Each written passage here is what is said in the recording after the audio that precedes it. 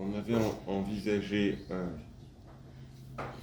pour l'instant 3 courants contemporains. On est resté longtemps sur le constructivisme parce qu'on a pris des exemples. Puis la perspective d'Alain Touraine, et ça a permis de critiquer l'évolutionnisme. La mobilisation des ressources, ce courant américain, avec cette importance de la notion de répertoire de l'action collective, qui est aujourd'hui, disons, une des notions les plus utilisées dans la sociologie des mouvements sociaux, quels que soient les courants. Et donc aujourd'hui, on va voir un autre courant qui a marqué la sociologie américaine, qui est plus ancien et qui a hérité d'un certain nombre d'éléments de classiques. Alors c'est le point 2.4, c'est l'angle des frustrations relatives.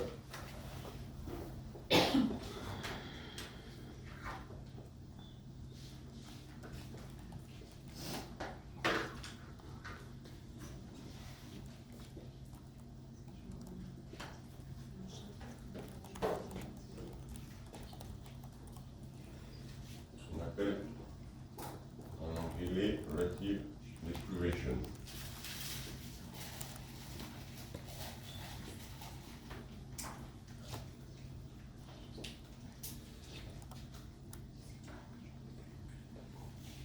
On verra que certains courants américains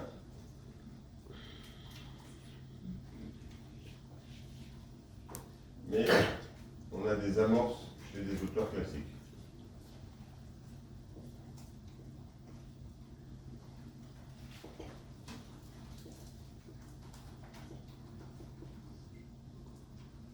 Chez Marx et Tocqueville.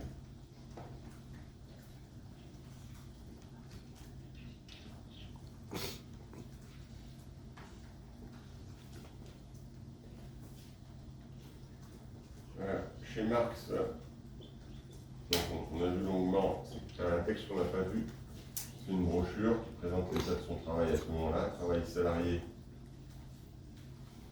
et capital.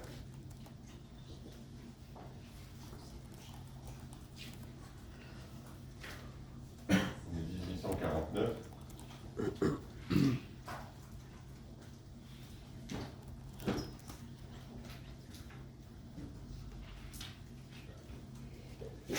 Et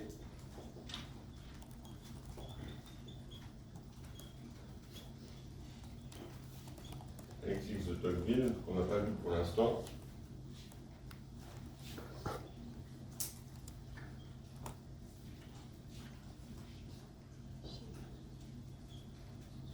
(1805-1859), c'est l'ancien régime.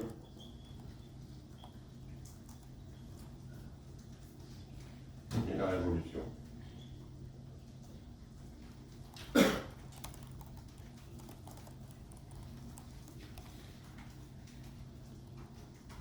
De 1856.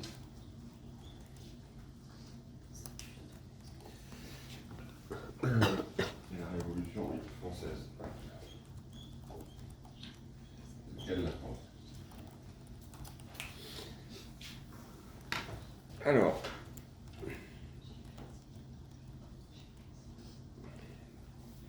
en fait, ce courant va partir d'un constat assez généralisé dans les sociologies contemporaines des mouvements sociaux.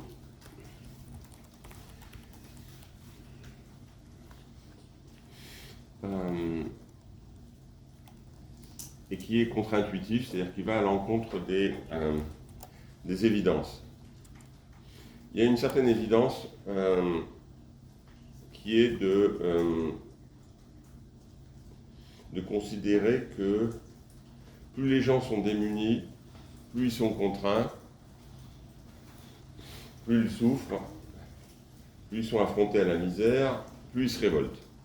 Et ça, c'est une évidence qui circule. Je me rappelle un étudiant, il y a une dizaine d'années, qui était intervenu, un étudiant de l'IEP, dans un meeting à Lyon, à l'époque le candidat,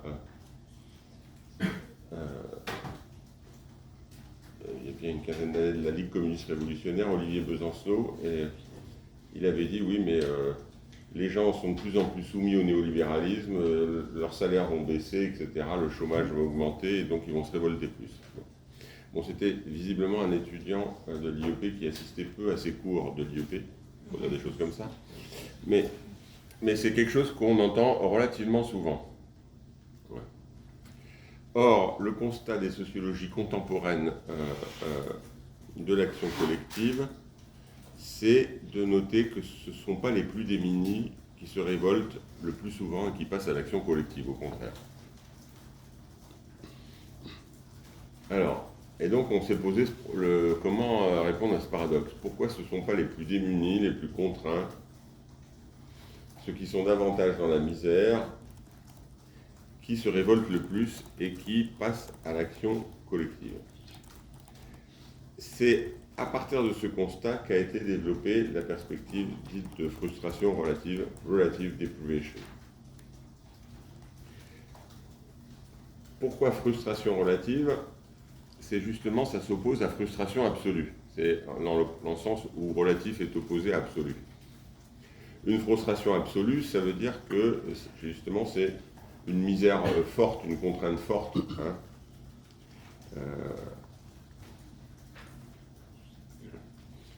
Une frustration relative, c'est justement une contrainte ou une misère qui n'est pas complètement forte, hein, qui est relative à quelque chose. Hein. Dans relatif, c'est relatif à. Donc, la frustration relative vise un état de tension entre des satisfactions attendues et des satisfactions refusées. Voilà. C'est l'état de tension entre des frustrations attendues et des frustrations et des satisfactions refusées. C'est-à-dire que j'attends une série de satisfactions et je ne les reçois pas. Donc ma frustration, elle est relative aux satisfactions que j'attends. Elle n'est pas dans l'absolu, elle est par rapport, relative à les satisfactions que j'attends et que je ne reçois pas. D'où des insatisfactions qui nourrissent un potentiel de mécontentement et d'action collective. C'est-à-dire que la frustration engage dans la frustration relative un écart négatif entre ce qu'un individu se considère comme en droit d'attendre et ce qu'il reçoit effectivement. Donc,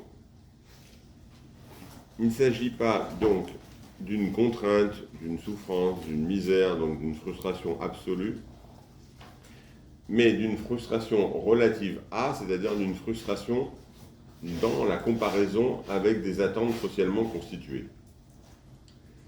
L'étalon, c'est les attentes. Ces attentes, elles peuvent être individuelles, mais ces attentes individuelles, elles sont souvent construites socialement. Hein. À certains moments, à certaines époques, dans certaines sociétés, on va attendre des choses qu'on n'attend pas dans d'autres époques et dans d'autres sociétés.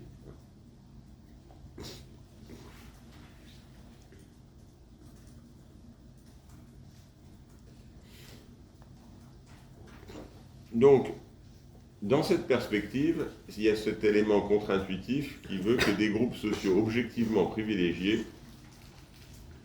peuvent sentir davantage de frustration et donc être en position de se mobiliser que des groupes plus démunis.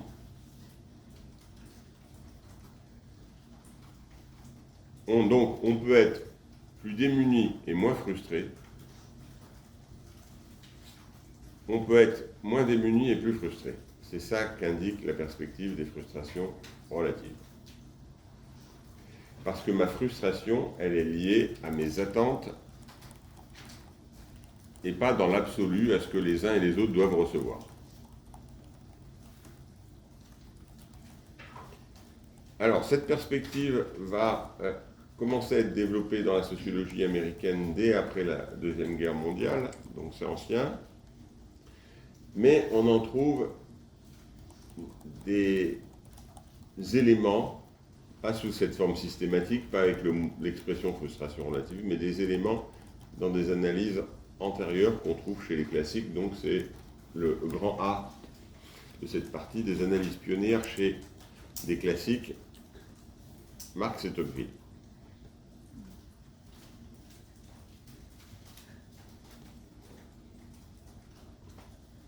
Donc le terme même frustration relative appartient à la sociologie contemporaine, mais le mode de raisonnement qui est engagé puise dans des schémas qui sont antérieurs, qui peuvent être classiques dans les sciences sociales, comme chez Marx et Tocqueville.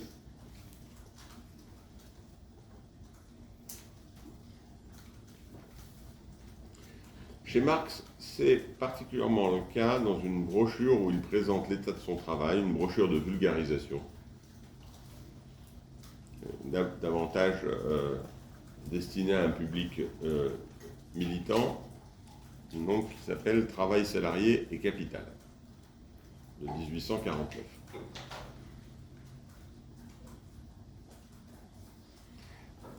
Là aussi, l'analyse de Marx est assez distincte des explications marxistes qui ont été courantes, les plus économistes. Les explications marxistes qui ont insisté sur la paupérisation comme source d'insatisfaction et de conscience de classe. Il y aurait une paupérisation dans la société capitaliste qui conduirait à développer l'insatisfaction et la conscience de classe.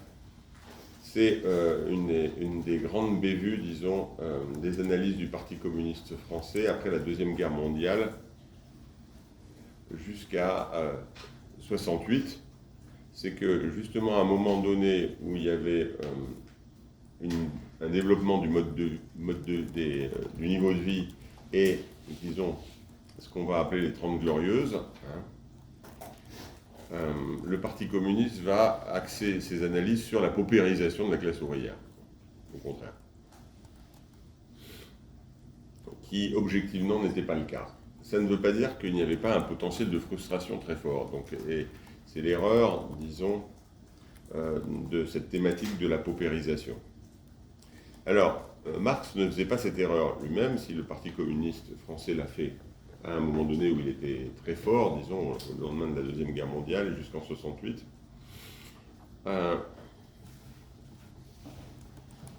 Voilà ce qu'écrit Marx. Alors, je vais le lire, vous retrouverez la citation sur le PowerPoint. Je vais la lire et je reviendrai d'abord en entier, je vais revenir sur des aspects. Une augmentation sensible du salaire suppose un accroissement rapide du capital productif, lequel provoque un accroissement tout aussi rapide de la richesse, du luxe, des besoins et des jouissances sociaux. Aussi, bien que les jouissances du travailleur aient augmenté, la satisfaction sociale qu'elle procure a diminué à mesure que s'accroissaient les jouissances du capitaliste qui sont inaccessibles aux travailleurs, comparativement au développement atteint par la société en général. Nos besoins et nos jouissances ont leur source dans la société. La mesure s'en trouve donc dans la société et non dans les objets de leur satisfaction. Étant d'origine sociale, nos besoins sont relatifs par nature. Alors, que nous dit Marx ? Il nous dit une augmentation sensible du salaire suppose un accroissement rapide du capital productif, lequel provoque un accroissement tout aussi rapide de la richesse, du luxe, des besoins et des jouissances sociaux. Donc, dans la dynamique du capitalisme, il peut y avoir des augmentations de salaire, qui augmentent, disons, le capital, et cette augmentation du capital va générer un accroissement de la richesse, du luxe à un pôle de la société. Marx continue. Donc on a une augmentation de salaire, mais on a une augmentation de la richesse des riches aussi, en même temps. Aussi bien que les jouissances du travailleur aient augmenté, la satisfaction sociale qu'elle procure a diminué à mesure que s'accroissaient les jouissances du capitaliste qui sont inaccessibles aux travailleurs, comparativement au développement atteint par la société en général. Donc, les salaires des travailleurs ont augmenté. Les besoins qu'ils peuvent satisfaire ont augmenté. Donc, objectivement, les jouissances du travailleur ont augmenté à cause de cette augmentation de salaire. Les jouissances du travailleur ont augmenté parce que ses revenus ont augmenté, mais la satisfaction sociale qu'elle procure a diminué. Donc, le salaire et les biens auxquels les travailleurs ont accès ont augmenté et pourtant la satisfaction sociale a diminué. Donc on a ce paradoxe, a diminué à mesure que. À mesure que, c'est très proche comme expression de relatif à. C'est dans la comparaison. À mesure que s'accroissent les jouissances du capitalisme qui sont inaccessibles aux travailleurs. À mesure que s'accroissaient les jouissances du capitalisme qui sont inaccessibles aux travailleurs. C'est que le salaire et l'accession aux biens a augmenté chez les travailleurs, mais la satisfaction qu'elle procure a diminué parce que se développer de manière plus importante du côté du pôle capitaliste de la société des jouissances qui, eux, sont inaccessibles, à mesure que s'accroissaient les jouissances du capitalisme, qui sont inaccessibles aux travailleurs. Et Marx rajoute, toujours proche du relatif à, comparativement au développement atteint par la société en général. La société se développe davantage, elle offre davantage de biens accessibles, mais le pôle le moins riche de la société a moins accès à ces nouvelles possibilités. Donc, on a objectivement des jouissances du travailleur qui augmentent à cause de l'augmentation de ses revenus, mais une satisfaction de ce même travailleur qui tend à diminuer dans la comparaison avec les jouissances du capitaliste et dans la comparaison avec le développement atteint par la société et les besoins que la société permet de satisfaire.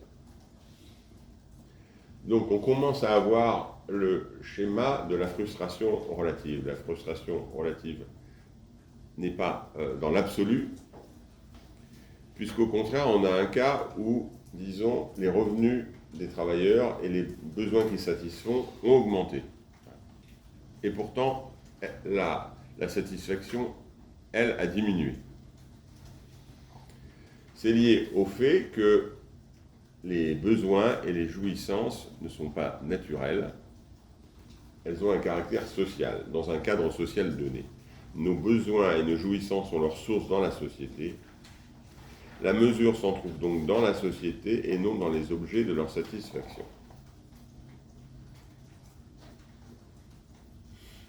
Donc, l'étalon, il est dans la société, à un moment donné, à une époque, qui va considérer, disons, quels sont potentiellement les besoins qui pourraient être satisfaits. Elle n'est pas dans les objets. Ce n'est pas le fait d'avoir accès à de la viande, par exemple, pour les travailleurs au XIXe siècle ou pas. Ou aujourd'hui, d'avoir accès à tel ou tel type d'iPhone. Ce n'est pas l'objet qui donne la satisfaction, contrairement à ce qu'on peut croire. C'est les critères qui sont dans la société sur quels sont les biens accessibles. Et si on considère que ces biens sont accessibles, évidemment, ceux qui n'y ont pas accès sont particulièrement frustrés. Nos besoins, nos jouissances ont leur source dans la société, la mesure s'en trouve donc dans la société et non dans les objets de leur satisfaction. Étant d'origine sociale, nos besoins sont relatifs par nature. Nos besoins sont relatifs par nature. Ce n'est pas en soi.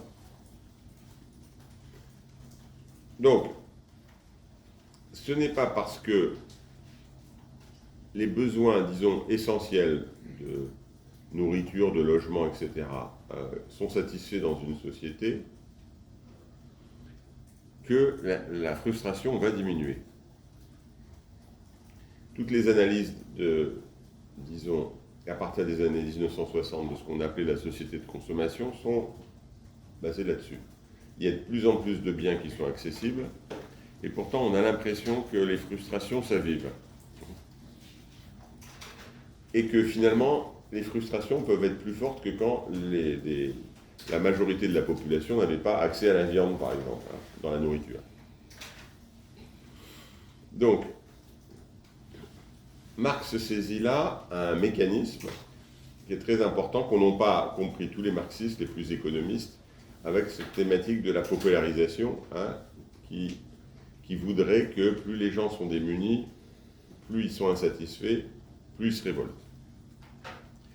Le mécanisme, disons, de l'insatisfaction n'est pas associé, disons, à un caractère absolu, à un volume de biens donné au départ, auquel on aura accès après ou avant, mais le mécanisme est lié à un mécanisme social qui est lié à la définition sociale des biens qui sont accessibles à telle époque et dans telle société. Et en fonction de ça, qui y a accès ou pas. Bon.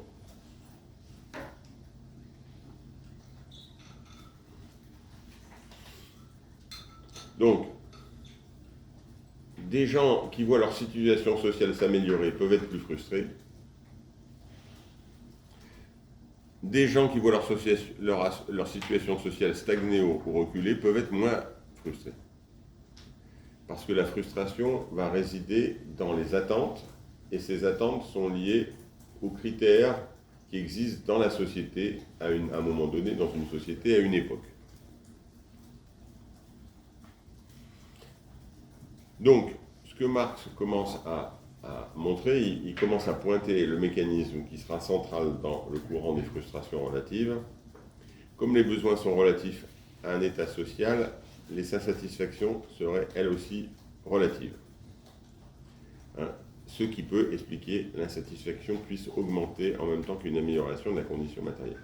Ce qui pose un vrai problème par rapport, disons, ce mécanisme social, justement aux thématiques écologistes de la décroissance, etc., qui posent l'idée que les besoins primaires centraux étant satisfaits, les gens devraient pouvoir se détacher de la consommation des biens. Mais ils ne voient pas ce mécanisme social, hein, où la frustration n'est pas liée au simple fait ou pas d'avoir accès, disons, à des besoins primaires et à la satisfaction de ces besoins primaires.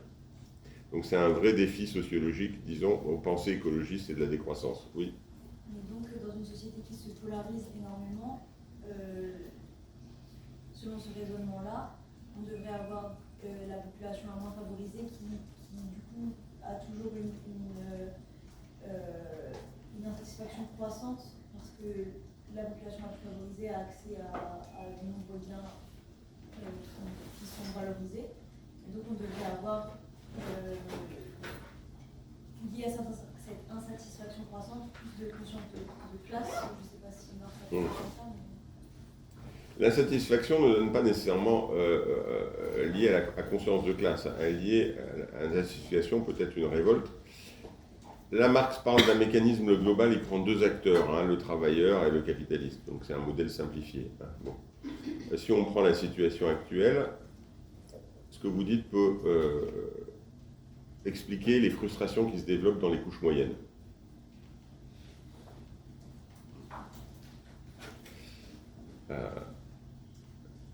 Il est possible que, pour d'autres raisons, à un moment donné, pendant toutes les années 80-90, l'habitude du chômage, l'habitude du fait que, l'habitude de vivre avec des minima sociaux pour certains, l'habitude crée une absence d'attente. Si bien que parmi les plus démunis, on peut moins attendre puisqu'on s'est habitué à l'idée qu'on n'aurait pas plus, voire on risque d'avoir moins. Donc le mécanisme est là. Et donc on peut comprendre pourquoi c'est dans les couches moyennes de la société que les frustrations relatives sont les plus avivées, parce que là il y a une attente de promotion ou d'accessibilité, et il n'y a pas le sentiment que l'horizon est bouché. Bon.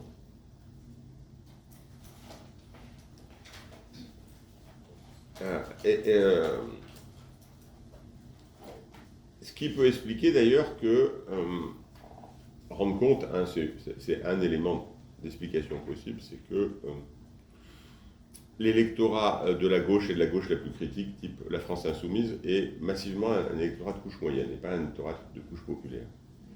Que les couches populaires, dans leur majorité ouvriers employés, ne votent pas, et quand ils votent plutôt pour le Rassemblement national, pas pour la gauche. sur des bases, disons, davantage sur des questions identitaires maintenant, ou liées entre insécurité et identité, qui ne sont pas liées à ces mécanismes de frustration.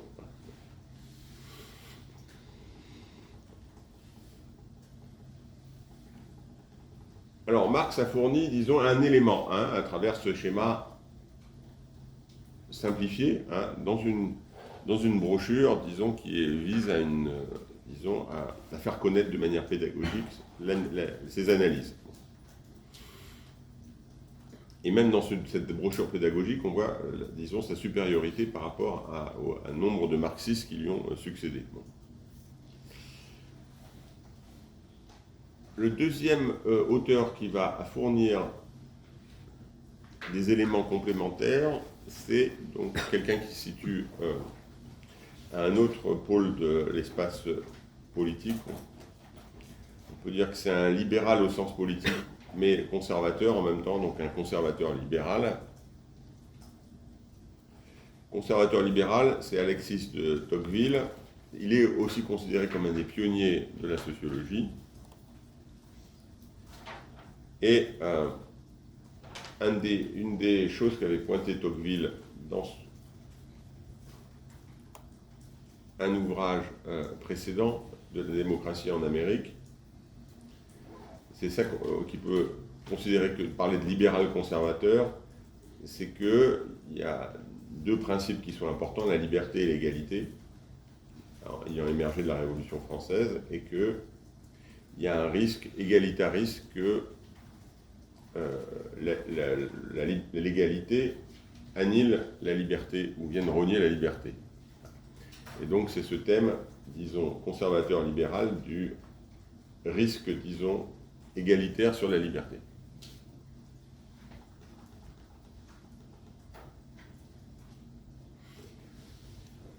Dans l'Ancien Régime et la Révolution française de 1858, Tocqueville va se poser la question des conditions sociales ayant favorisé l'événement révolutionnaire et les rapports entre l'événement révolutionnaire et d'où il vient, c'est-à-dire la société d'Ancien Régime. Et c'est dans ce cadre qu'il va décortiquer un peu plus que Marx, dans le passage que j'ai cité, les conséquences sur les processus révolutionnaires. Marx en restait à l'analyse des frustrations, mais il n'en tirait pas de conséquences sur l'action révolutionnaire.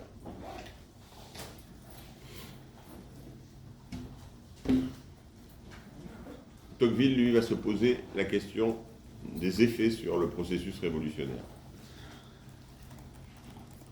Alors là aussi, je vais lire un passage et puis je reviendrai sur les différents éléments. Vous retrouverez la citation sur le PowerPoint. Ce n'est pas toujours en allant de mal en pis que l'on tombe en révolution. Il arrive le plus souvent qu'un peuple qui avait supporté sans se plaindre, et comme s'il ne les sentait pas les lois les plus accablantes, les rejette violemment dès que le poids s'en allège. Le mal qu'on souffrait patiemment comme inévitable semble insupportable dès qu'on conçoit l'idée de s'y soustraire. Tout ce qu'on note alors des abus semble mieux découvrir ce qui en reste et en rend le sentiment plus cuisant.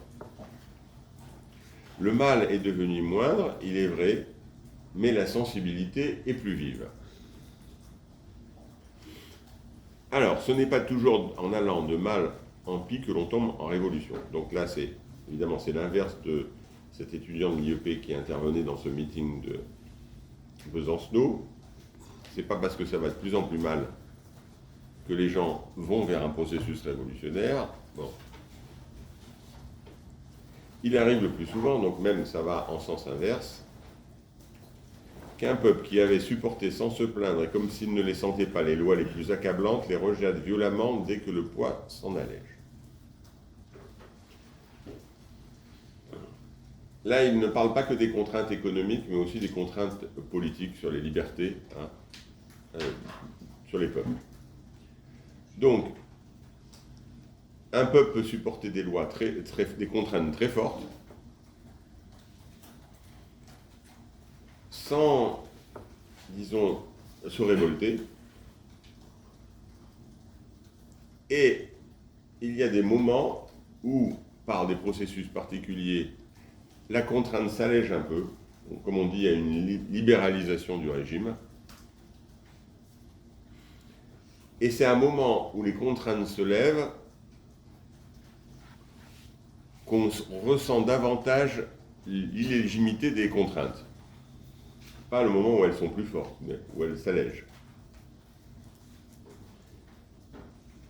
Le mal qu'on souffrait patiemment comme inévitable, il y avait une sorte de fatalisation de la situation.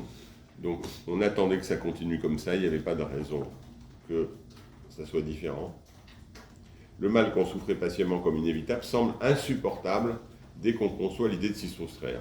C'est-à-dire qu'à partir du moment où ça s'est allégé, donc on a vu des écarts avec la situation antérieure, que ça pouvait s'améliorer, et que donc ce n'était pas inévitable puisque la situation pouvait être un peu meilleure, c'est à ce moment-là qu'on se rend compte du caractère illégitime de la contrainte et de la possibilité de la lever complètement. Tout ce qu'on note alors des abus semble mieux découvrir ce qu'il en reste. Il y a des mesures répressives qui sont enlevées, disons, un allègement des contraintes, des abus, de l'arbitraire, mais le fait de les enlever, ces abus, semble mieux découvrir ce qui en reste et en rend le sentiment plus cuisant. Donc on supporte moins la contrainte qui est plus faible en fait. Donc je supporte moins la contrainte à mesure qu'elle devient plus faible. Le mal est devenu moindre, c'est vrai, objectivement la contrainte est moins forte, mais la sensibilité est plus vive, c'est-à-dire que c'est ma sensibilité au mal qui s'est aiguisée. Elle était, disons, anesthésiée par l'habitude de la contrainte, et le fait de la lever un peu va rendre, disons, la sensibilité à la contrainte, l'insatisfaction par rapport à la contrainte plus forte.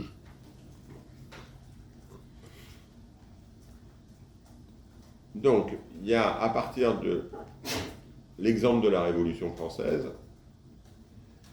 ce que nous dit Tocqueville, ce n'est pas le moment où les contraintes politiques, l'oppression, l'arbitraire, les abus du régime de droit divin sont les plus fortes qu'il y a Révolution. C'est à la suite d'un moment où, au contraire, où le régime s'est libéralisé. Et donc, on voit bien que ici, l'insatisfaction est relative, hein, parce que c'est pas dans l'absolu, par rapport à une contrainte absolue, et que c'est un moment, et là où Tocqueville va plus loin que Marx pour notre problème de l'action collective, c'est à ce moment-là que l'action collective, pour transformer les choses, devient plus possible.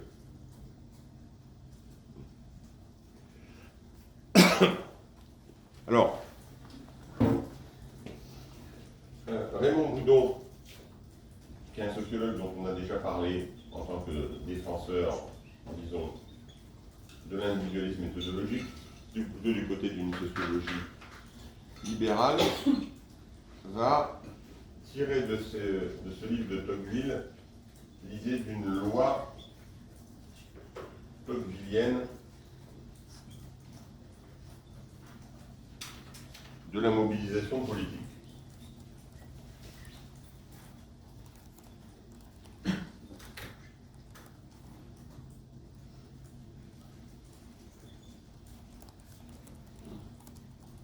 Il le fait dans un livre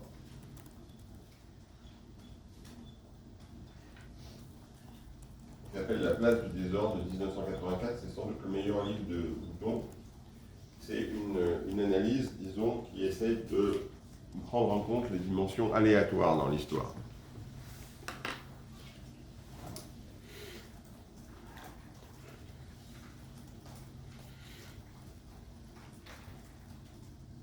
Raymond Boudon va être d'ailleurs un de ceux qui va défendre en France les perspectives en termes de frustration relative. Donc, qu'est-ce que c'est que cette loi tocquevillienne de la mobilisation politique? Ce serait la source principale des théories contemporaines des frustrations relatives pour lui.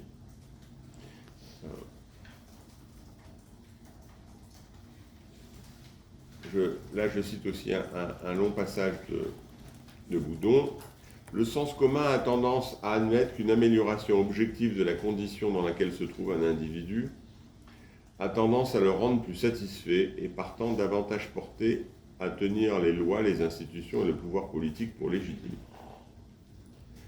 Tocqueville suggère au contraire que la libéralisation d'une société politique, bien qu'elle réponde dans la plupart des cas aux vœux de la population, ou du moins de fractions importantes de la population, peut avoir surtout pour conséquence de faciliter l'expression du mécontentement et de l'opposition. C'est ça la loi tocquevillienne de la mobilisation politique. Le sens commun, donc, ce dont on a parlé tout à l'heure, cette tendance au départ, quand on aborde l'action collective, a tendance à admettre qu'une amélioration objective de la condition dans laquelle se trouve un individu a tendance à le rendre plus satisfait et partant davantage porté à tenir les lois, les institutions et le pouvoir politique pour légitimes. Normalement, on a tendance à penser que, je sais pas, il y a des revendications de salaire, il y a des revendications d'emploi, de protection sociale, etc. Et si ces revendications sont satisfaites, on va penser que les individus vont être davantage satisfaits. Et que donc, ils vont davantage, disons, adhérer à l'ordre social. Et donc, le point de vue de Tocqueville, c'est l'inverse. Tocqueville suggère au contraire que la libéralisation d'une société politique, bien qu'elle réponde dans la plupart des cas aux vœux de la population, ou du moins de fractions importantes de la population, peut avoir surtout pour conséquence de faciliter l'expression du mécontentement et de l'opposition. Donc, ça peut être, d'ailleurs, ce type de loi tocquevillienne peut être un mode de justification conservateur par rapport aux gouvernants, puisqu'il leur dit il n'est pas nécessaire de répondre aux revendications de la population, parce que si vous répondez aux revendications de la population, ça ne va pas nécessairement produire, disons, une amélioration de votre situation politique. Donc, en dehors du fait que ça puisse servir de justification au conservatisme, donc si c'est utilisé par les sphères politiques, il y a cette piste intéressante de, à la fois, j'attends une amélioration de ma situation, mais il peut y avoir des cas où l'amélioration de ma situation va me conduire davantage vers le mécontentement et l'opposition à la société.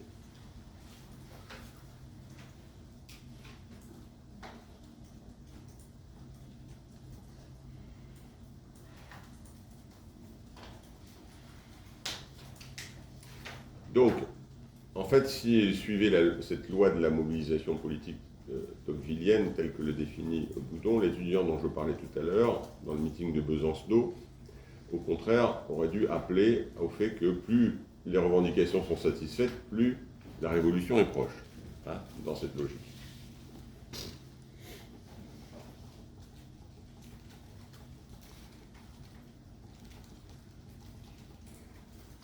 Donc, on peut dire que le courant américain en sociologie, puis qu'il y a eu des échos en France, comme avec Boudon, mais il y a eu des usages de cette thématique des frustrations relatives aussi dans la sociologie de Bourdieu par rapport à la question, disons, du système scolaire et du rapport entre les attentes des personnes vis-à-vis du système scolaire de masse et de ce que ce système, disons, offre, et notamment avec le mécanisme de la dévalorisation relative des diplômes, hein, au fur et à mesure que, disons, il y a une école de masse et une université de masse. Oui. Et donc, s'il y a déjà des mécontentements qui sont évoqués quand on libéralise une société, c'est qu'il y a déjà des personnes qui ont évoqué des mécontentements, et donc la nécessité de libéraliser, elle ne vient pas naturellement d'elle-même, cette libéralisation. Alors, la libéralisation peut venir de différents secteurs, hein. Elle peut venir aussi de conflits au sein des sphères du pouvoir. Hein. Elle ne vient pas nécessairement de révolte. Hein.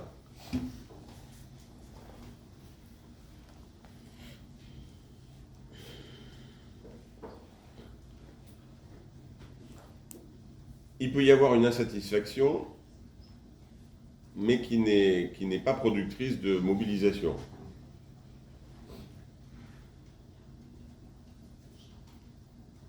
C'est la caricature qu'on a souvent des paysans, hein, avec ces formules de sens commun. Bon, ça va toujours de plus en plus mal. C'est-à-dire le temps, ça va toujours de plus en plus mal, tout va de plus en plus mal. Et donc, quelle que soit la situation, ça va toujours de plus en plus mal. Ça ne produit pas nécessairement une mobilisation collective. Hein. Ce sentiment, disons, structurel d'insatisfaction.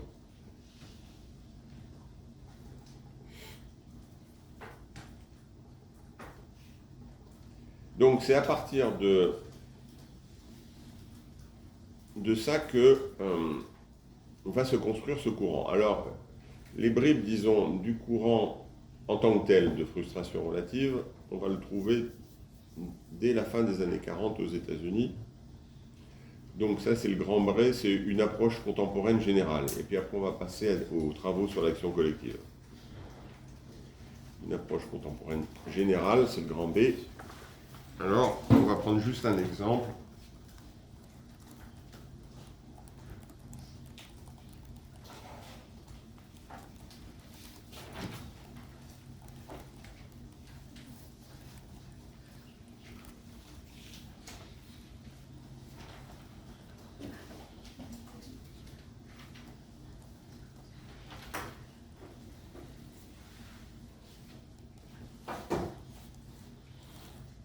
C'est un livre collectif sous la direction de Samuel E. Stuffer.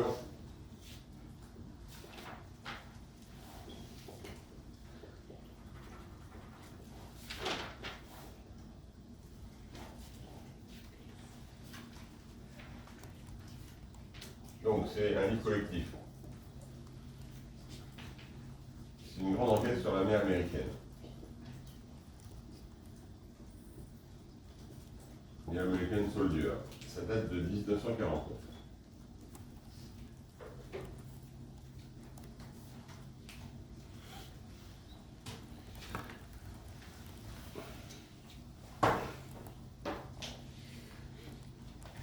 Là, on a un des premiers auteurs marquants. Ça ne concerne pas l'action collective, ça concerne déjà le mécanisme de frustration relative. Après, on verra comment ça, disons, jouer un rôle dans les travaux sur l'action collective. Donc c'est une célèbre étude sur l'armée américaine, The American Soldier, donc sous la direction de Stuffer. Et dans ce cadre, Stuffer, dans sa propre contribution, va comparer deux corps de l'armée américaine.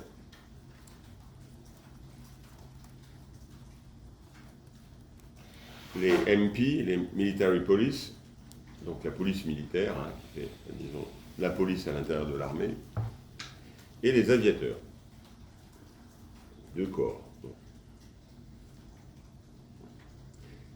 Les MP appartiennent à un corps où la promotion est rare. Donc il y a très peu de promotion.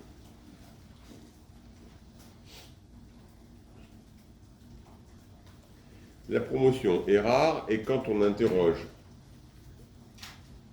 ces policiers militaires, ils s'estiment, disons, dans l'enquête, globalement satisfaits de leur système de promotion.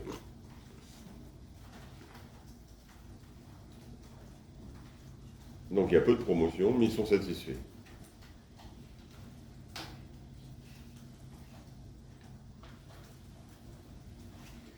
À l'inverse, du côté des aviateurs, on a un corps où la promotion est fréquente.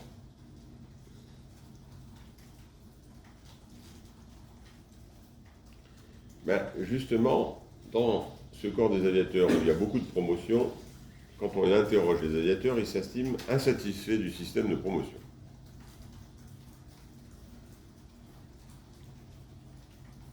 Donc, évidemment, on a toujours cet élément contre-intuitif. Il y a peu de possibilités d'être promu quand on est dans le corps de la police militaire, et pourtant, ils sont satisfaits. Il y a beaucoup de possibilités d'être promu dans le corps des aviateurs, et pourtant, ils sont insatisfaits.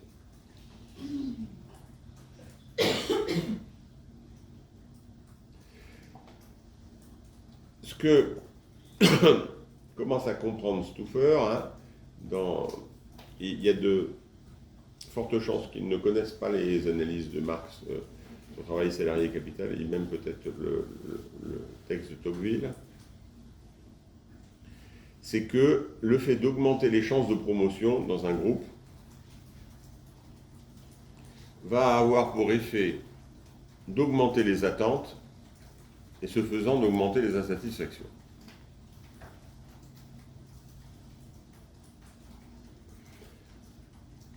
Donc j'augmente les chances de promotion, plus de gens vont être promus. Par exemple, je ne sais pas si je dis ça fictivement, hein, mais je ne me rappelle plus les chiffres du livre, mais disons que 50% du corps des aviateurs connaissent une promotion,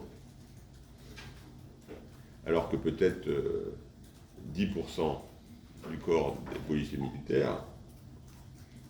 Et 50% c'est beaucoup, c'est-à-dire que tout le monde, avec 50%, la plupart s'attendent à être promus. Parce que c'est... mais il y a quand même 50% qui ne sont pas promus. Donc, en fait, augmenter les chances de promotion, c'est augmenter les chances d'insatisfaction. Hein, c'est ce paradoxe.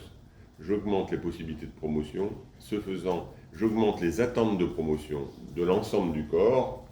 Et en augmentant les attentes de tout le monde, j'augmente en fait les frustrations.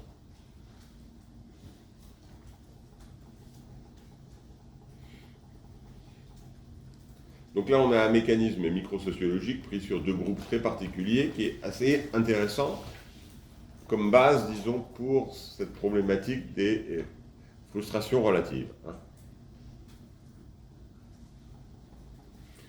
Alors, une série de travaux vont faire le passage entre frustration relative et puis mobilisation. On a vu que Marx ne faisait pas le passage, il commençait à saisir ce problème d'insatisfaction relative et que Tocqueville, en analysant la Révolution française, commence à faire le passage à propos d'un type de mobilisation particulier qui sont les révolutions.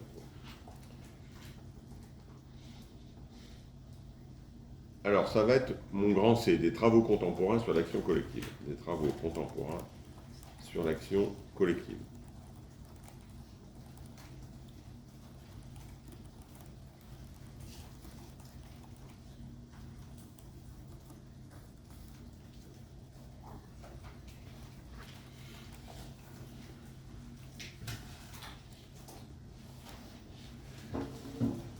Alors, un de ceux-là, c'est James C. Davis.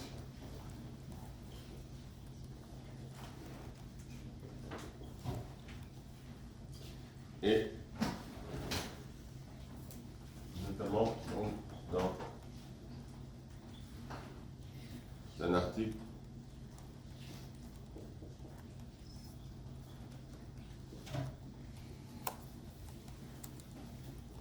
The Fury of Revolution. Donc il y a un article de l'American Sociological Review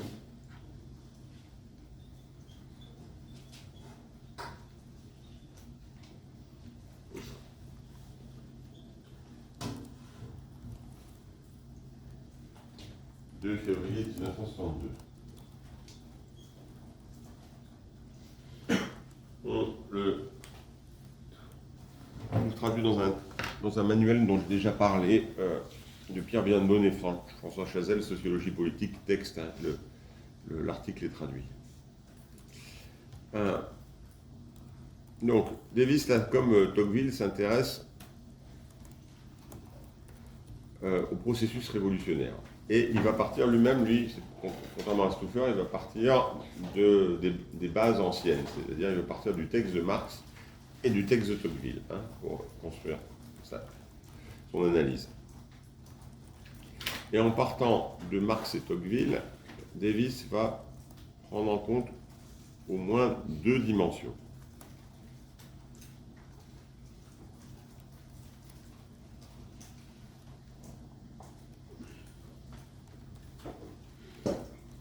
Première dimension, des révolutions risquent d'éclater lorsqu'une période de progrès matériel tant économique que social est suivie d'une brève période de récession aiguë. des révolutions risquent d'éclater lorsqu'une période de progrès matériel tant économique que social est suivie d'une brève période de récession aiguë. Donc là, on a quelque chose de plus spécifique, c'est-à-dire qu'il y a une amélioration de la situation,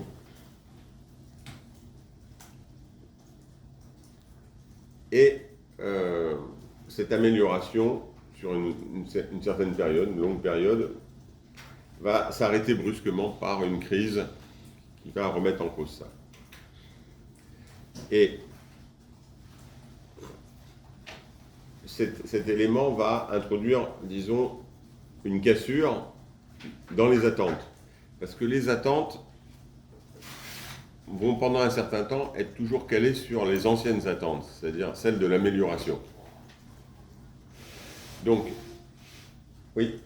Est-ce que les attentes sont seulement matérielles ou peuvent aussi être politiques, de participation? Oui, ça peut. Là, il prend la question du progrès matériel, mais ça peut être, oui, des contraintes politiques, des attentes par rapport à une participation, etc. Donc, le mécontentement peut venir différent. Là, c'est les progrès matériels, mais c'est un cas de figure possible. Donc, ça s'améliore, il y a une chute, mais les attentes, c'est l'idée qu'il y a une inertie des attentes, hein, liée à l'état antérieur. C'est-à-dire que les individus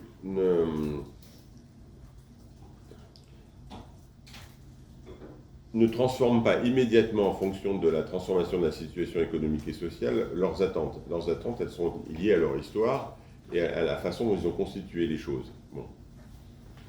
Donc ils attendent quelque chose, et puis pour intégrer le fait que c'est plus à la même situation, qu'on est dans une situation de crise, etc., il faut un certain temps. Hein, par exemple, si on prend les premiers éléments de crise, dites de crise économique à partir de la crise du pétrole de 1973, puis peu à peu, disons, des éléments de récession jusqu'au début des années 80. Pendant toute la période des années 70 et début des années 80, il y a une récession, il y a une augmentation du chômage, il y a des politiques d'austérité, comme on dit, mais qui en fait, le niveau de chômage, les politiques d'austérité vont être beaucoup plus faibles, avec Raymond Barre comme Premier ministre, de Valéry Giscard d'Estaing, vont être beaucoup plus faibles que ce qu'elles vont être après sous la gauche. Par exemple, la meilleure situation dans les analyses qui avaient été faites par le CERC, le Centre d'études et recherches des coûts, dans les années 80, c'est que la meilleure situation pour les salariés du point de vue du rapport entre les revenus du travail et du capital, et c'était Giscard d'Estaing, donc la droite. Et que la catastrophe était venue à partir de 83 de la gauche. Donc, contre-intuitivement, c'est finalement, dans cette période, la droite qui a le mieux favorisé la situation des salariés et la gauche défavorisée. Pas forcément parce que c'est la droite ou la gauche, hein, mais même avec les débuts de la crise économique, les attentes des personnes sont encore des attentes liées aux 30 Glorieuses pendant tout un certain temps.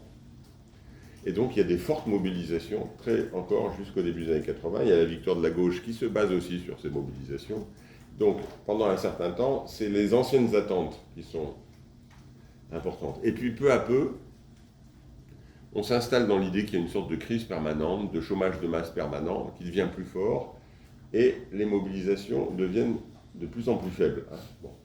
Donc, si on les interprète sous l'angle, disons, évidemment, il y aurait d'autres facteurs à prendre en compte, mais sous l'angle de ce schéma des frustrations relatives. Donc, des révolutions risquent d'éclater lorsqu'une période de progrès matériel, tant économique que social, est suivie d'une brève période de récession aiguë. C'est comme ça qu'il analyse le fait que la Révolution française, les choses se sont améliorées matériellement, mais il y a un problème, notamment la crise du pain. Il ferait des analyses comparables, disons, avec la Révolution russe, bon, avec l'idée, voilà, d'un élément qui joue dans le processus révolutionnaire. Bon. On pourrait analyser des mouvements sociaux contemporains. Si on prend le développement des indignés espagnols et grecs en 2011, on voit que ça correspond aussi, disons, à une période où les choses s'améliorent, et puis il y a la crise de 2008 qui commence à avoir ses effets. Bon. 2 dimensions, j'ai dit, parce que l'autre dimension, c'est, à l'inverse, je cite Davis, des révolutions n'éclatent pas ordinairement lorsqu'une société souffre d'un appauvrissement généralisé. Des révolutions n'éclatent pas ordinairement lorsqu'une société souffre d'un appauvrissement généralisé. C'est l'inverse, ça c'est pas parce que ça s'appauvrit de plus en plus qu'il y a, disons, révolution, hein, contre, disons, le point de vue de cet étudiant de l'IEP il y a une quinzaine d'années.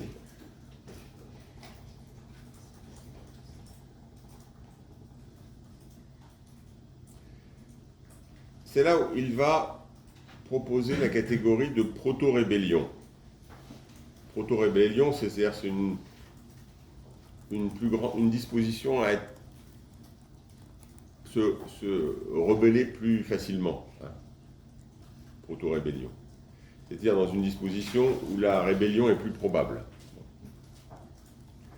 Les individus se trouvent, disons, en situation de proto-rébellion, dit-il, dans les moments où les chaînes commencent à se desserrer.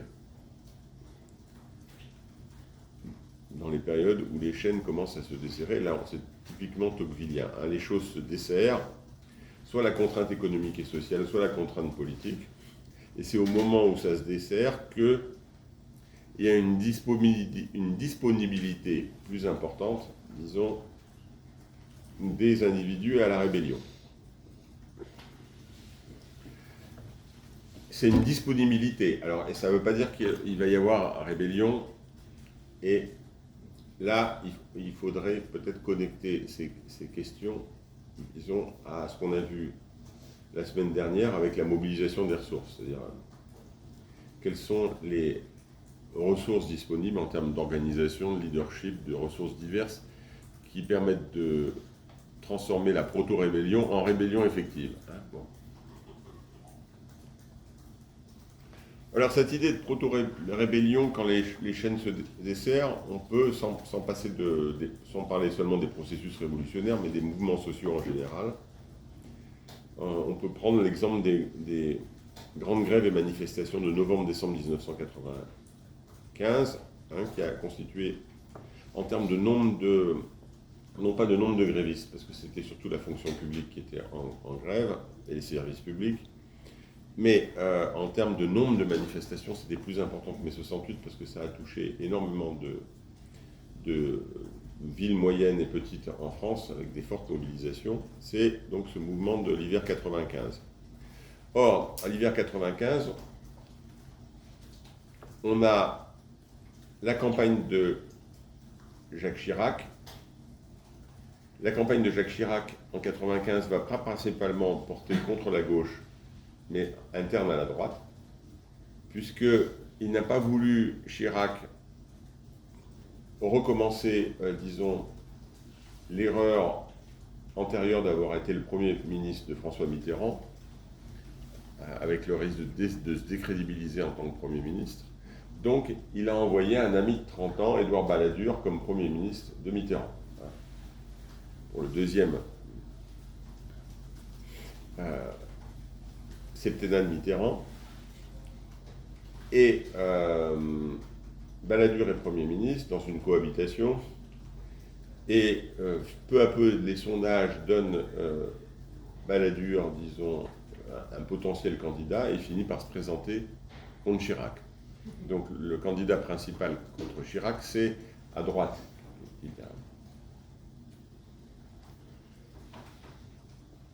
Et il va faire une campagne de gauche contre Balladur. C'est la campagne dite de la fracture sociale. C'est-à-dire qu'il faut résorber la fracture sociale en France. Ce thème lui vient d'ailleurs de la gauche, puisque c'est notamment un club d'intellectuels de gauche emmené par Emmanuel Todd et Régis Debray, qui s'appelle Farces et Balises, qui va lui donner, qu'il va rencontrer, qui va lui donner le thème de la fracture sociale. Et ça va marcher, puisqu'il va gagner. Donc il est élu président sur le thème de la fracture sociale qu'on peut réserver contre le fatalisme, etc., etc. Donc il suscite des attentes. Bon. Et on arrive, disons, quelques mois après, dès l'automne 95, là c'est la campagne, le thème de la fracture sociale bat son plein en avril-mai 95, et puis l'automne 95 arrive, donc on n'est pas loin, et on a un tournant néolibéral de rigueur avec le plan Juppé, Juppé étant Premier ministre de Chirac. Et c'est le plan Juppé qui suscite cet énorme mouvement de 95. Et là, évidemment, on a, comme si on avait attisé les attentes sociales, mais elles sont immédiatement refroidies. Pendant la campagne électorale, elles sont immédiatement refroidies par la politique qu'ils ont menée.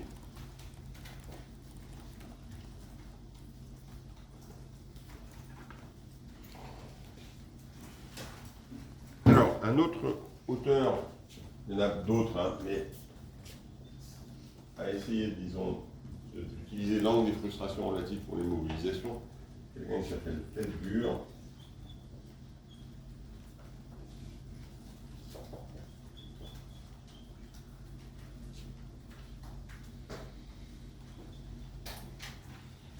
Why Men Rebel, pourquoi les gens se rebellent, bon, les hommes, un livre de 1970.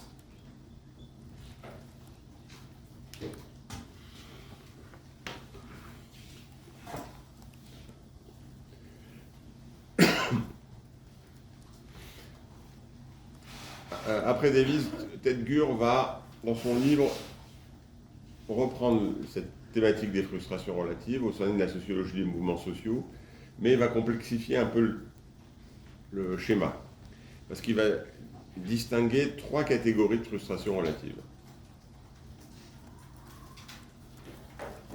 3 catégories de frustrations relatives, c'est-à-dire les frustrations déclinantes, les frustrations montantes, les frustrations progressives.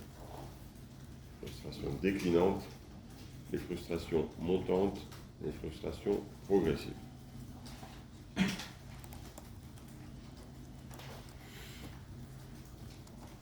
Alors, les frustrations déclinantes, c'est une situation où on a, disons, une stabilisation des attentes des personnes. Donc ces attentes ne vont pas changer, hein, elles ne vont pas baisser, elles ne vont pas monter, elles vont rester stables. Mais il va percevoir sa situation comme se dégradant, hein, c'est toujours la perception. Hein. Ce n'est pas nécessairement objectivement que la situation se dégrade, mais c'est comme ça qu'il le perçoit.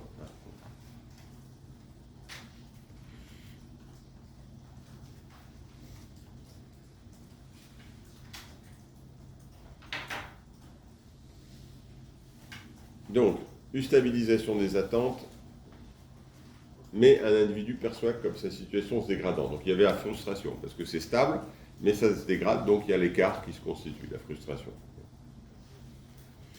Deuxième catégorie, les frustrations montantes. C'est que les attentes s'accroissent chez un individu. Alors, pour des raisons diverses, hein, c'est peut-être pas parce que la situation dans son entreprise s'améliore, donc il espère que sa situation va s'améliorer puisque la situation de l'entreprise s'améliore, ou parce qu'on dit que la situation dans le pays s'améliore et que donc il attend. Donc ces attentes s'accroissent, mais ces gains restent stables. Bon, ces gains ne bougent pas.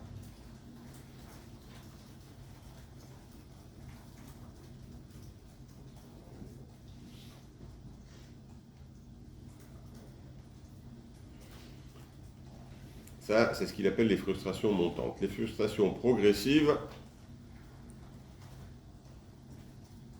c'est quand les attentes et les gains augmentent en même temps. Donc on a une dynamique, hein, notamment une dynamique de promotion. Les attentes augmentent, les gains augmentent. Bon, il y a en même temps. Et à un moment donné, les gains décrochent par rapport aux attentes.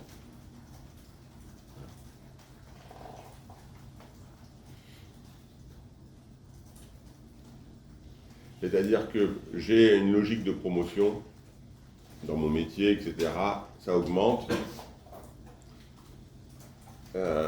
Et donc je reçois par exemple des salaires ou un type de travail plus intéressant, donc c'est pas simplement matériel. Bon, les choses s'améliorent exactement, mais à un moment donné, le fait que j'ai été rentré dans cette dynamique fait que j'attends toujours plus et qu'à un moment donné, les gains ne sont pas au niveau de mes attentes. Bon. C'est ce que donc Gür appelle les frustrations progressives. Donc trois catégories de frustrations relatives, déclinantes, montantes, progressives.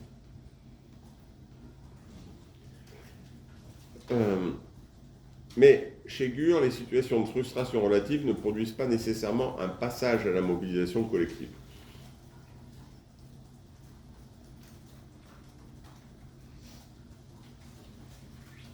C'est là où il peut y avoir une connexion avec la mobilisation des ressources.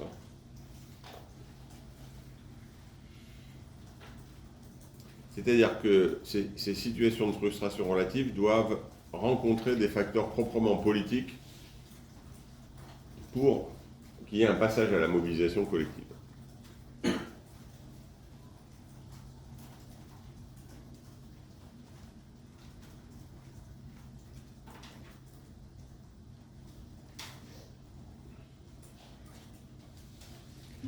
Donc, il voit trois étapes.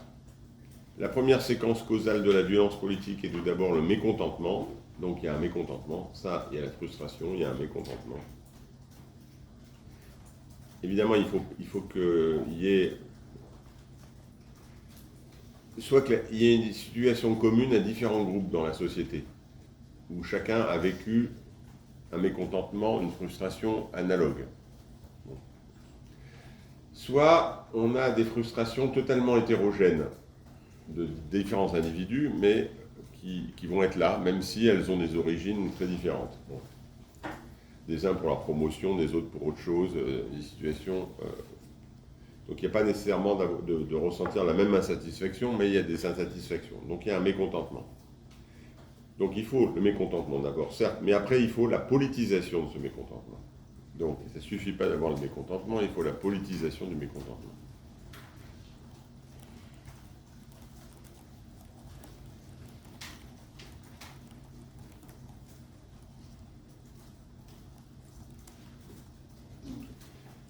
Et troisième moment, son actualisation dans une violence politique dirigée contre des objets ou des auteurs politiques. Son actualisation dans une violence politique dirigée contre des objets ou des auteurs politiques.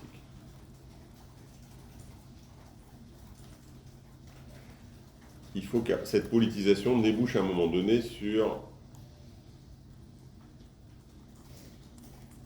une hostilité à l'égard soit d'acteurs politiques, hein, Macron, salaud, soit un objet politique, retrait de la réforme, des retraites, retrait, etc. Bon.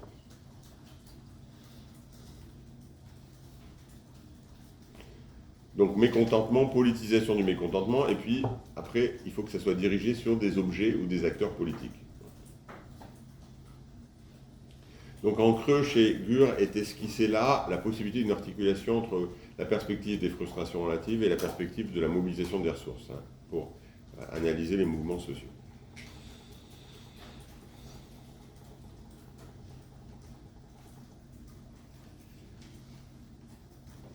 Alors, il y a eu des critiques à cette perspective, donc c'est le grand D, critique au pluriel.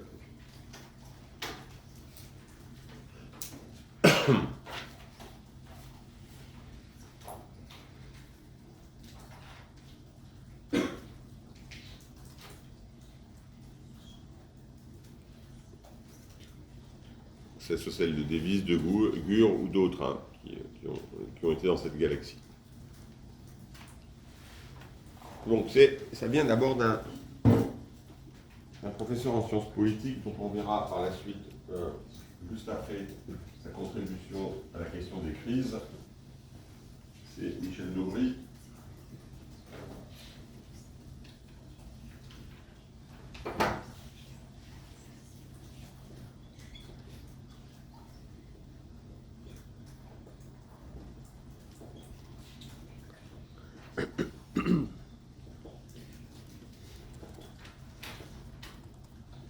Dans son livre Sociologie des crises politiques. a déjà croisé dans le cours Michel Daubry, dans la critique de l'évolutionnisme, avec son article sur les émeutes de 1934 en France.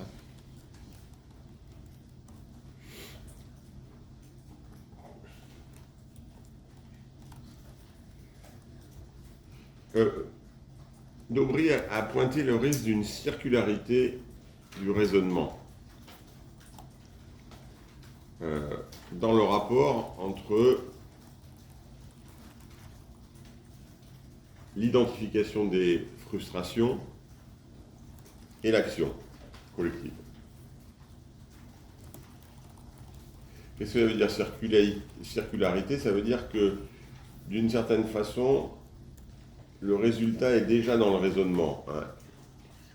C'est parce qu'il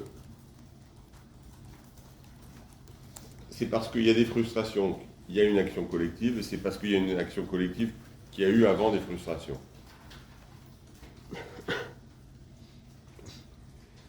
Mais il manque dans le raisonnement les médiations qui permettent d'identifier le passage des frustrations à l'action collective.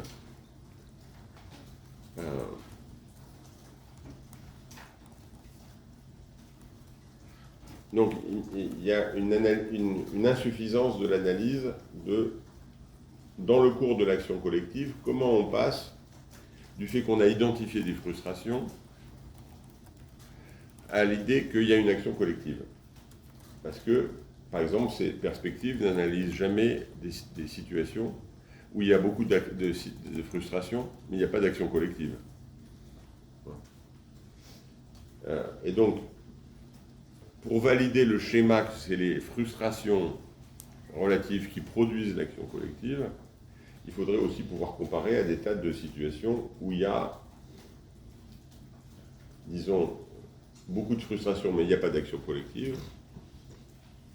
Et il faudrait comparer aussi à des cas où il n'y a pas de frustration collective et il y a de l'action collective. Parce qu'autrement, on va être dans une circularité. On sait qu'il y a un événement collectif, et après coup, on va identifier qu'il y a des frustrations. Donc on va faire le lien direct, mais c'est pas complètement probant dans l'idée que c'est le facteur principal, ces frustrations. Bon.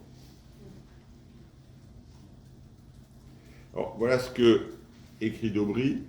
Comment en effet allons-nous faire pour connaître la différence qui sépare la marge d'insatisfaction tolérable de la marge intolérable génératrice des phénomènes révolutionnaires?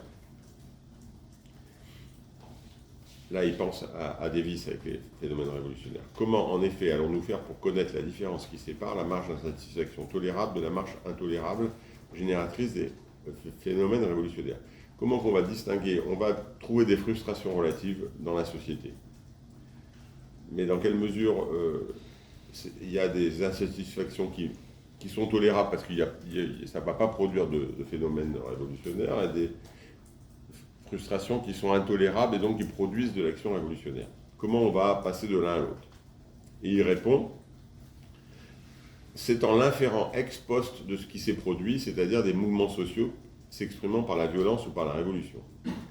C'est en l'inférant ex post de ce qui s'est produit, c'est-à-dire des mouvements sociaux s'exprimant par la violence ou par la révolution. C'est-à-dire que ces auteurs, quand on leur pose la question dans quelle mesure il y a une insatisfaction tolérable qui ne produit pas d'événements collectifs et une insatisfaction intolérable qui produit de l'action collective, ces auteurs l'infèrent simplement du fait que là il y a action collective, donc c'est les frustrations qu'ils produisent. Mais ils ne nous indiquent pas davantage de médiation qui permettrait, disons, d'indiquer mais pourquoi alors, dans ce cas-là, ça a été intolérable.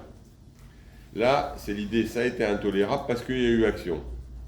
Et vous voyez ce qu'on peut appeler un raisonnement circulaire.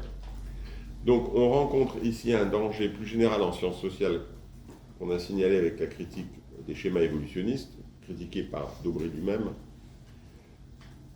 c'est qu'on a une explication qui redescend des issues observées vers les causes supposées. On a une issue, là un événement révolutionnaire ou un mouvement social, et on remonte de ça vers la cause supposée. Bon. ce qu'on a appelé l'explication par les issues, que Daubry critique comme l'explication par les issues à peu près des émeutes de février 1934 en France. Et donc on tire un trait mécanique de l'issue. Il y a eu un événement collectif à la cause supposée. Et on oublie les dynamiques de l'action plus aléatoires qui existent entre le fait qu'on peut identifier des frustrations et l'idée qu'il y a un événement collectif. Et donc l'appel de Daubry, c'est davantage d'analyser par l'enquête des médiations empiriques qui fait que dans certains cas, pas nécessairement de nier l'idée qu'il y ait des frustrations dans le phénomène, mais identifier les médiations qui fait qu'on est passé de médiations qui ont joué un rôle, disons, dans le processus d'action collective et qui fait que ces frustrations ont été considérées comme intolérables, que c'est bien un facteur important qui a joué un rôle dans le cours de l'action lui-même. Alors, pour éviter ce piège, il faut sans doute assouplir la conception qu'on a de la causalité, dans le cas des frustrations relatives. La causalité, c'est-à-dire l'idée que A est la cause de B. Alors, il y a un auteur qui nous a permis d'assouplir la causalité, c'est un politiste aussi, qui s'intitule à la fois dans le sillage, dans ce livre de Bourdieu et de Boudon, qui s'appelle Bernard Lacroix, dans un livre qui s'appelle L'utopie communautaire.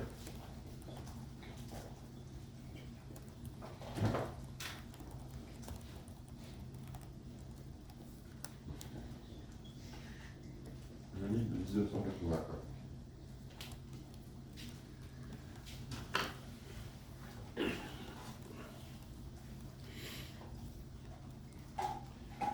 C'est une tentative d'interprétation sociologique du mouvement des communautés dans l'après 68 en France. C'est cet élément que, dans l'après 68, toute une série de jeunes, notamment étudiants, vont s'installer en communauté, quelquefois en ville, mais le plus souvent à la campagne. Ils vont quitter, disons, l'université pendant un temps. Ça va concerner des dizaines de milliers de personnes. Donc c'est un phénomène qui a une certaine existence en tant que forme collective. Et donc il va le relier à la question de la frustration relative.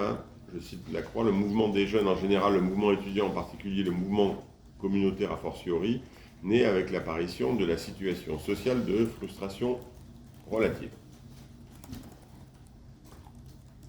Cette frustration relative, notion qu'il emprunte à Boudon, il va notamment le travailler à partir des travaux de Bourdieu sur l'école.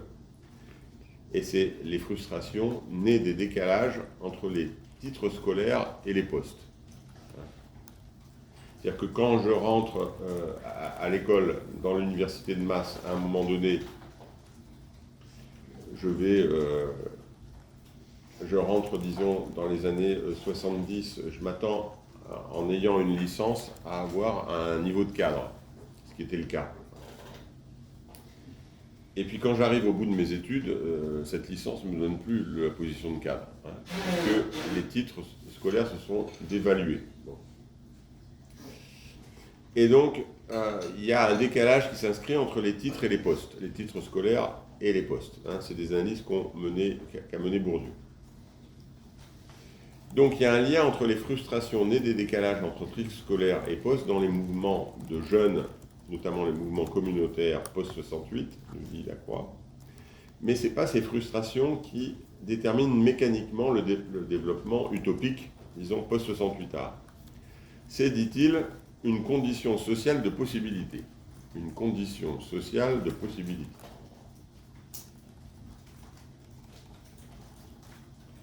C'est-à-dire la frustration relative dans les rapports, les décalages entre titres scolaires et postes sur le marché du travail constitue une condition sociale de possibilité de l'effervescence collective post-68. Condition sociale de possibilité, c'est-à-dire que c'est quelque chose qui rend possible ou qui développe la possibilité mais ce n'est pas ça qui directement, mécaniquement, va produire l'effervescence collective. Donc la notion de condition sociale de possibilité, c'est une version assouplie de la notion de cause. Hein. Quand on a la notion de cause, souvent on va dire A est la cause de B. Hein. Bon. Là, la frustration relative n'est pas la cause de l'effervescence collective dans 68. C'est une condition, un facteur qui rend davantage possible, une condition sociale de possibilité. Donc c'est une autre façon, disons, d'utiliser la notion de cause, hein, moins mécanique, disons.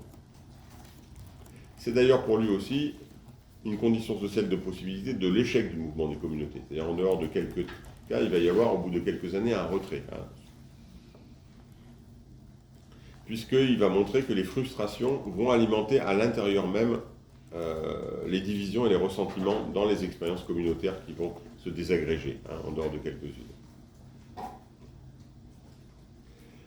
Peu à peu, il va y avoir des divisions dans l'expérience communautaire à travers des formes très phénoménologiques de on est dans une communauté, on partage, etc. Mais pourquoi un tel, il ne fait jamais la vaisselle? Et puis après, des rivalités, des ressentiments microscopiques se constituent dans des rapports interpersonnels. C'est des communautés, donc on dit chacun couche avec qui il veut, mais à certains moments, des couples se reconstituent, des rivalités, des transformations, des aigreurs. Bon. Et donc il montre aussi comment, disons, les communautés elles-mêmes sont, disons, prises dans une forme de déliquescence qui n'est pas sans rapport avec les frustrations, disons, de départ. Donc, pour Lacroix, c'est une condition sociale de possibilité du mouvement et en même temps une condition sociale de possibilité de son échec. Donc, la notion de condition sociale de possibilité permet d'assouplir la notion de cause en sciences sociales. Et elle ouvre, disons, des articulations possibles avec la théorie de la mobilisation des ressources, c'est-à-dire avec la prise en compte des instruments politiques, hein, les outils du répertoire de l'action collective de Tilly. Parce qu'on n'a que des possibilités, mais ces possibilités peuvent être plus ou moins actualisées si on a des outillages politiques qui vont permettre de les actualiser. Hein. Des expériences, des groupes, là dans le mouvement des communautés, des groupes qui vont diffuser l'idée d'expérience, de la possibilité, qui vont mutualiser les expériences, qui vont créer des journaux, etc. Donc des ressources. Hein. Bon.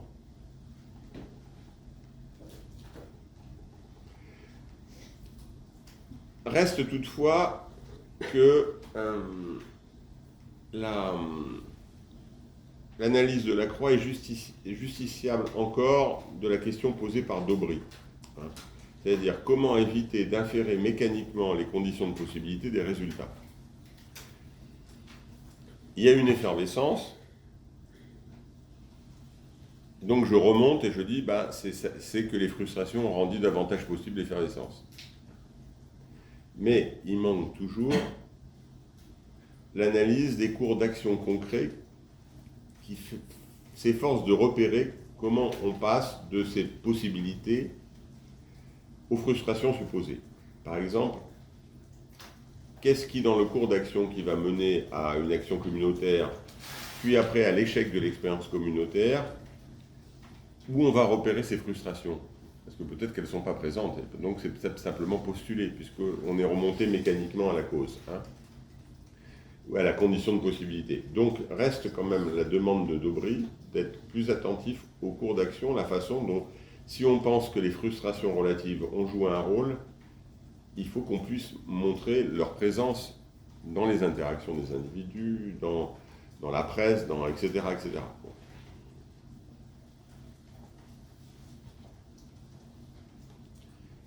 Et c'est plus compliqué de mettre en évidence ces frustrations relatives dans des mouvements utopiques que dans des mouvements conservateurs ou ultra-conservateurs d'extrême droite. Hein. Parce que justement, on a plutôt souvent des discours qui sont orientés vers l'optimisme ou vers la possibilité de changer les choses, et donc il faut il faut voir si vraiment ces frustrations sont présentes. Dans les mouvements d'extrême droite, c'est plus simple parce que la frustration est souvent immédiatement dans le discours. Si on voit un film comme Joker, par exemple, la fin de Joker, on a tout un film qui est une sorte d'analyse clinique de dérèglement, de frustration sur une personne. Et à la fin, il devient une sorte de leader de frustration collective avec les scènes d'émeute à la fin. C'est là où le film, à la fin, est politiquement trouble, parce que dans ces manifestations, dans ces émeutes, une fois qu'il a tué le personnage de la télévision joué par Robert De Niro, une fois qu'il l'a tué, il y a ces émeutes, il devient une sorte de héros, c'est comme ça que finit le film, et à la fin, on a des émeutes, des magasins brûlés, etc. Et on ne sait pas très bien qui manifeste. Ça pourrait être à la fois des insoumis et de l'ultra-droite ensemble. Ça pourrait être une sorte de magma gaucho-trumpiste à la fin. Mais on ne sait pas très bien. Et on sent que c'est les frustrations qui sont politisées. Parce qu'elles sont là, elles sont immédiatement présentes dans le discours des acteurs. Bon. Dans les mouvements utopiques, c'est plus compliqué parce qu'il faut voir, mais où sont ces frustrations, donc il y a la demande méthodologique d'Aubry de ne pas inférer mécaniquement l'idée que c'est des conditions de possibilité parce que ça a eu lieu. Il faut aller un peu plus loin dans l'identification que de la présence de ces frustrations. Donc, pour finir sur ce courant, on pourra avancer qu'avec une série de précautions méthodologiques, la notion de frustration relative pourrait continuer à jouer un rôle heuristique au sein de la sociologie de l'action collective si on prend ces précautions. 1. Assouplir la notion de cause, et 2. Les demandes de d'Aubry, c'est-à-dire ne pas inférer mécaniquement les mouvements des frustrations relatives, à être plus attentif aux différents cours d'action et d'interaction pour voir si elles sont vraiment présentes ou pas dans le cours de l'action collective. On pourrait rappeler la deuxième cause. Comment ? La deuxième cause, il y a assouplir. Il y a assouplir et il y a être plus attentif au cours d'action pour savoir si la place de la frustration est simplement postulée parce qu'il y a eu une action collective, ou est-ce qu'elle est vraiment présente dans les mobilisations sous différentes formes.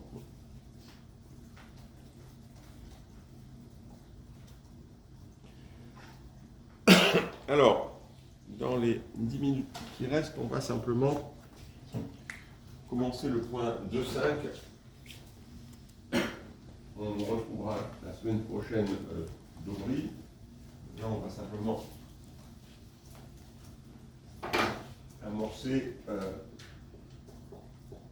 avec Bourdieu 2.5 l'angle des crises.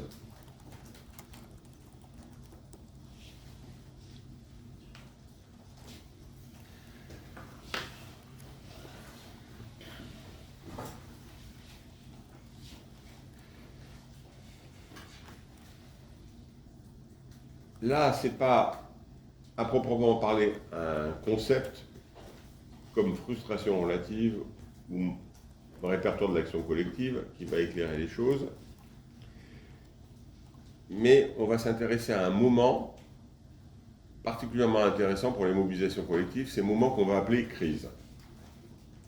Les crises comme moment d'effervescence sociale, qui va être, disons, la crise, un moment privilégié de l'action collective en sociologie et en sciences politiques.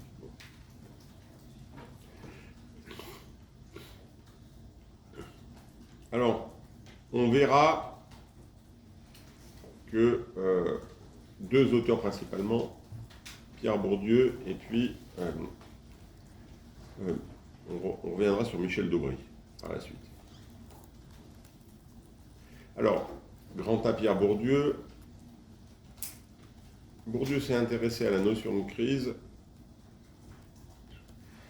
avec son livre Homo Academicus, qui date de 1984. Homo Academicus, l'homme académique. Parce que dans ce livre, il va s'intéresser à l'analyse de la crise universitaire de mai 68.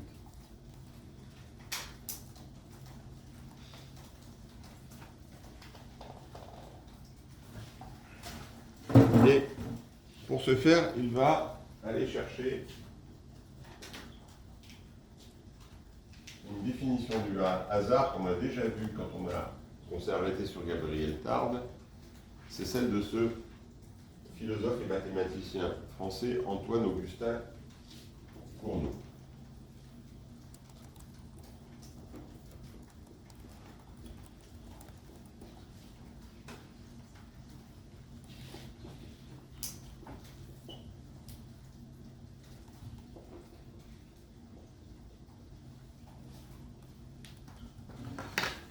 Donc c'est une notion qu'on a bien vue, que va reprendre aussi directement Bourdieu, c'est la définition du hasard. Vous vous rappelez peut-être, la définition du hasard pour Cournot, c'est la rencontre de séries causales indépendantes. La rencontre de séries causales indépendantes. C'est-à-dire que il y a un enchaînement de causes et d'effets, plusieurs enchaînements de causes et d'effets, il y a plusieurs logiques qui sont en cours, et à un moment donné, deux enchaînements causaux qui n'ont rien à voir entre eux vont se rencontrer. J'avais pris l'exemple de personnes qui se croisent pas loin ou passent pas loin tous les jours le matin avec leur voiture, et à un moment donné, du fait d'un incident, il va y avoir un accident, donc ils vont se croiser au sens physique.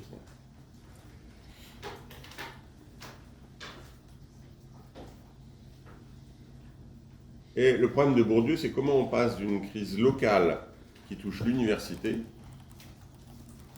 à ce qui va devenir une crise globale, mai 68. On va voir, pas simplement l'université, mais on va avoir différents secteurs qui vont être en mobilisation. On va avoir 10 millions de grévistes chez les salariés, donc c'est une plus grosse grève, disons, de l'histoire en France. On va avoir le monde de la culture en grève, les théâtres occupés, etc. On va avoir la télévision qui va s'arrêter, les radios. Bon. Donc, différents secteurs qui vont être en crise. Comment on passe d'une crise locale à une crise, comme la crise universitaire, à une crise générale? Bon. Pour Bourdieu, en tirant, disons, des analyses de l'analyse proprement de mai 68, va dire que pour qu'une crise locale devienne une crise générale, il faut que différentes logiques hétérogènes se rencontrent à un même moment.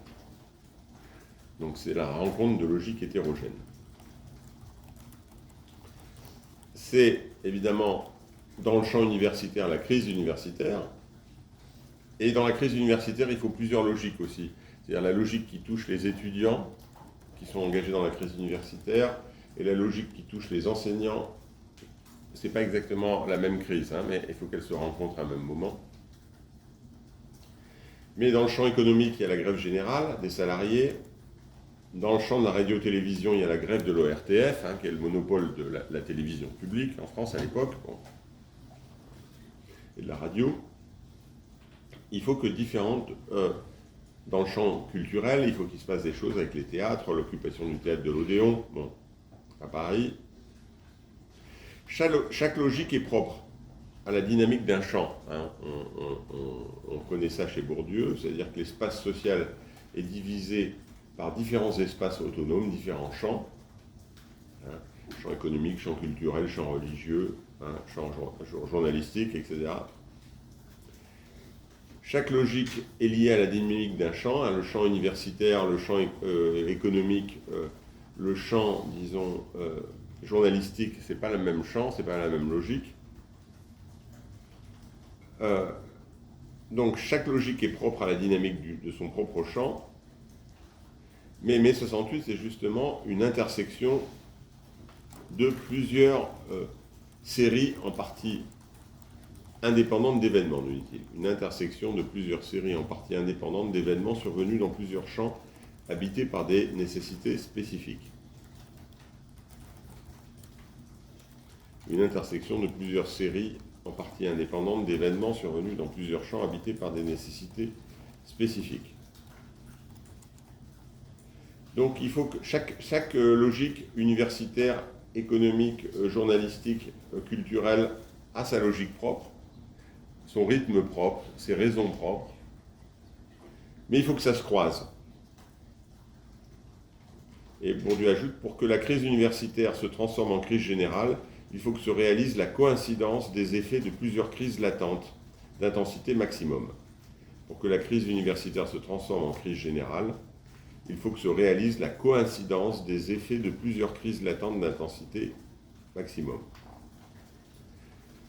Donc, il faut qu'il y ait des crises plus ou moins latentes qui se rencontrent en même temps, coïncident.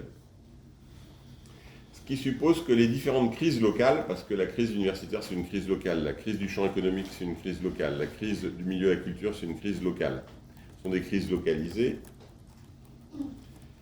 Ces différentes crises locales vont se trouver synchronisées par l'événement mai 68. L'événement, il joue un rôle de synchronisation de crises spécifiques, locales. Et c'est la synchronisation de crises locales qui va donner une crise globale. Donc les temporalités de chaque champ n'est pas le même. Le champ politique a sa temporalité avec les élections, etc. Le champ économique a aussi sa temporalité. Bon. Les journalistes, la culture, mai 68 va même toucher, on va faire des analyses sur le champ religieux et la façon dont il va y avoir une crise aussi au sein de l'Église catholique, par exemple. Ça va être aussi quelque chose qui va jouer un rôle. Bon. Oui. Et est-ce que du coup, le fait qu'il y ait un champ local qui se mobilise, ça entraîne la mobilisation des autres, ou alors c'est juste purement Non, hasard, il faut qu'il y ait des interférences qui se créent entre ces crises locales qui, au départ, n'ont pas de raison d'être propres. Alors, il faut des ressources pour ça.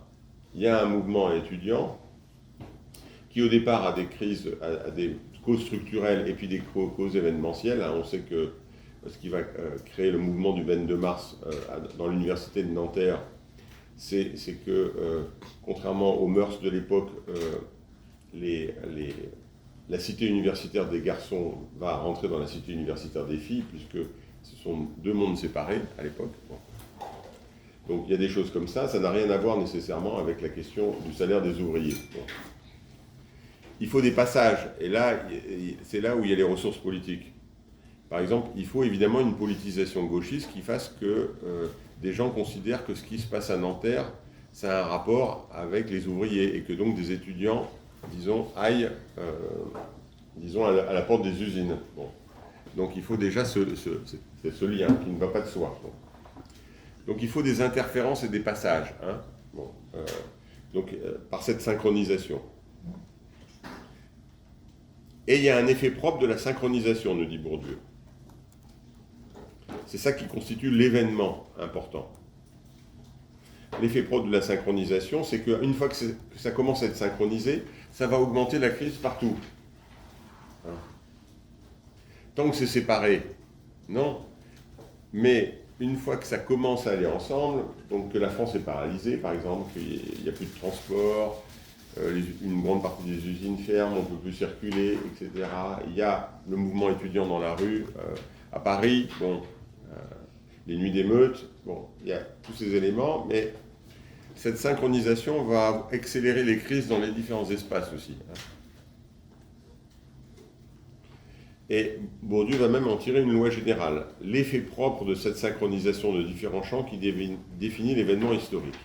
L'effet propre de cette synchronisation de différents champs qui définit l'événement historique. Un événement historique serait lié, disons, notamment à cet effet de synchronisation.